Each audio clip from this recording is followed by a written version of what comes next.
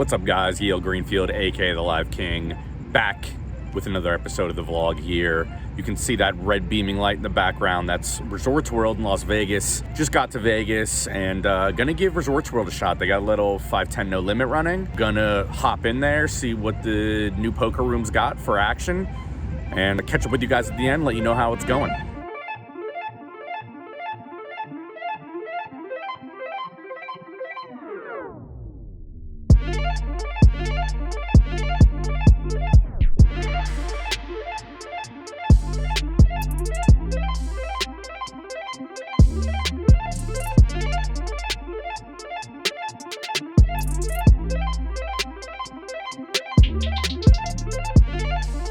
I'm really excited to be at the newest and most beautiful room in Las Vegas, Resorts World. And in this first hand, we peel suited big chick on the button and make it 25 to go. He raises to a curious size of $60. And when I don't know somebody, I'm just going to proceed with a call here and see how things develop. Flop comes ace-ace-3, 2 diamonds, so we've got trips and a very good kicker, and the small blind starts with a $70 c-bet. 70. I don't really see a lot of value in raising here, so I just go ahead and call. The turn is a 10, bringing in a flush draw, but I don't really think the small blind has many combos of diamond flushes here. So when he bets $110, another very small size, I'm just gonna go ahead and call, look for a good river, hope a diamond doesn't drop. The river is very good and it double pairs the board, so any ace makes a full house now. Again, I'm not too sure what the small blind has been repping throughout this hand. Lots of very small sizes, he's completely unknown. So when I'm debating what I want to do here, I think something on the smaller side is best. I go ahead and bet $220. Small blind snap mucks, and a good first hand for us here at Resorts. We get a little bit of a late start recording here, so let me recap you on the action thus far.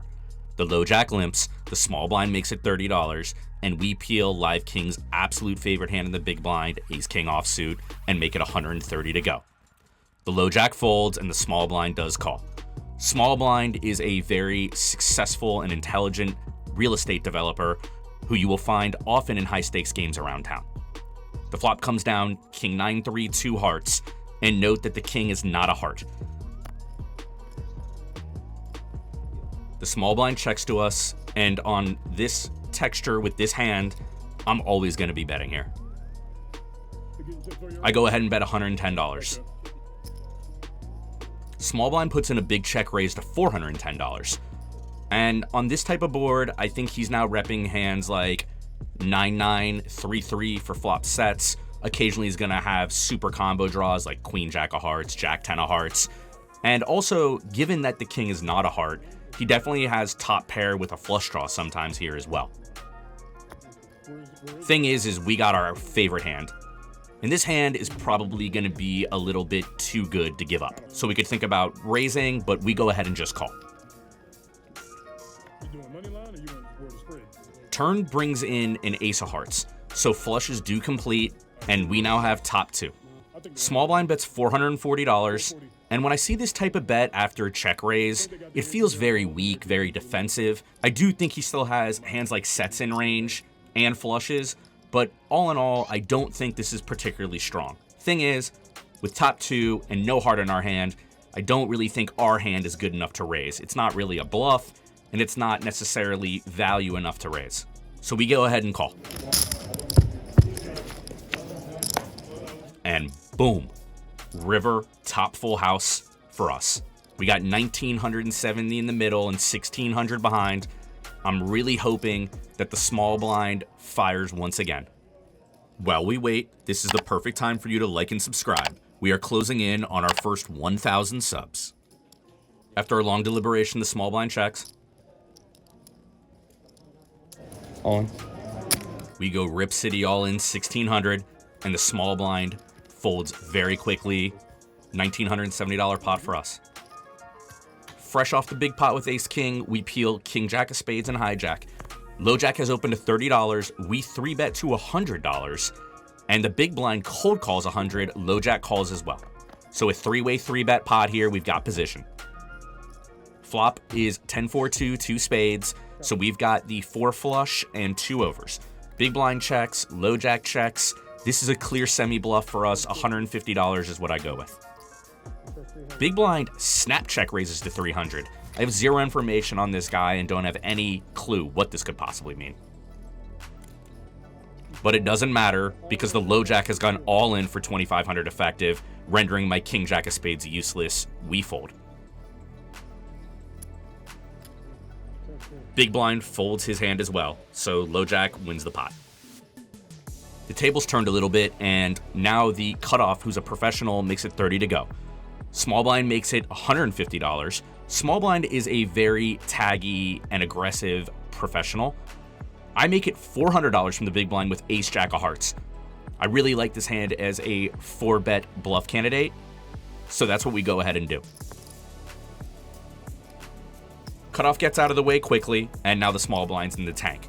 And look, ace jack of hearts is far from the nuts. It's a good hand, and I want to play it, and I don't play calls here. I'm going to play raises or folds. But if she's willing to go all in, I think it's the kind of hand that when you're in a fight with your girl, it feels good, but it's not quite good enough to win the war. She goes all in for 2,500, and we fold.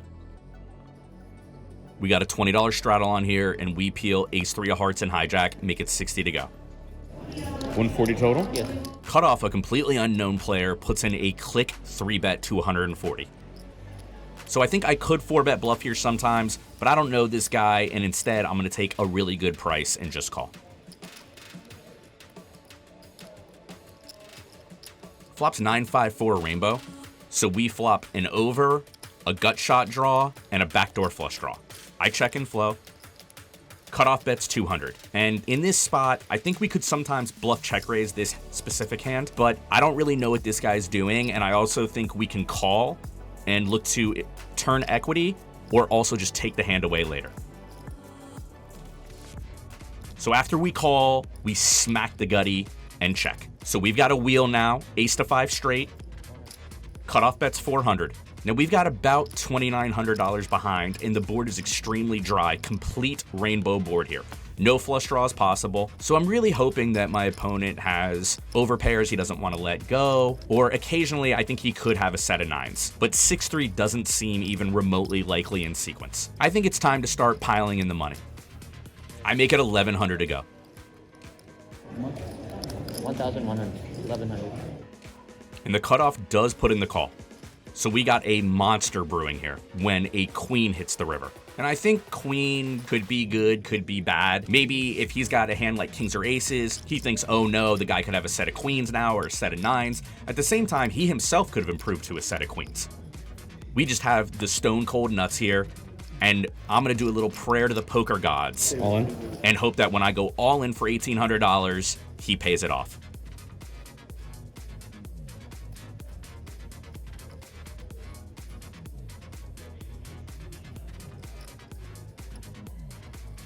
After big deliberation, the cutoff folds, and $2,915 pot our way.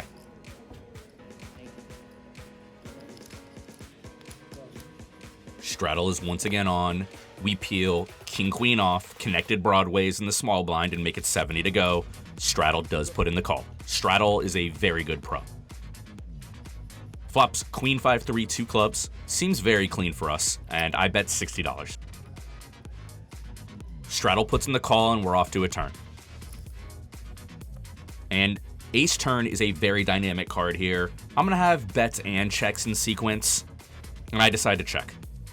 Under the gun goes with a smallish bet of $100, and I think we don't really have a lot of choices here. Our hand's just a little too good. We got to call and see a river. The river's a very innocuous 9, and I snap check.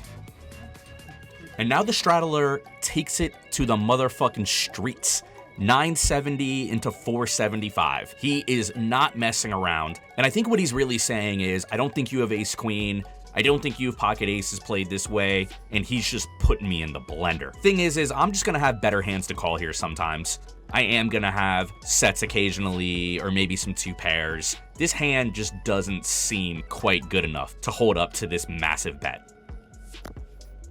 I go ahead and fold.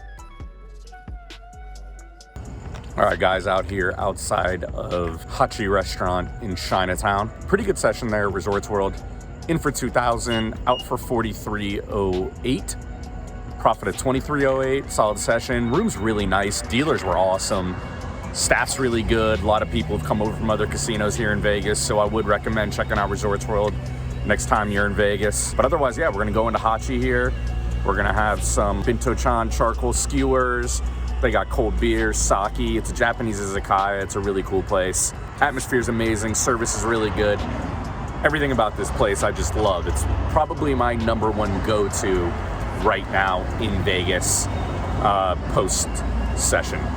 Some other things to mention about the game from tonight. They have 2-5 there, which has a 1,200 cap. And they also have the game that I played is 5-10 no limit. I actually don't even know what the cap is. It started out as a private game, a list game. You see this around a lot these days. You can get on the list for, you just can't go and start the game. The people who run it are really nice. I believe it's the owner of Poker Atlas. His name's John. He's a super, super nice guy. So yeah, we're gonna go in, have a little bit of food right now. Check in with you guys later. Live King out.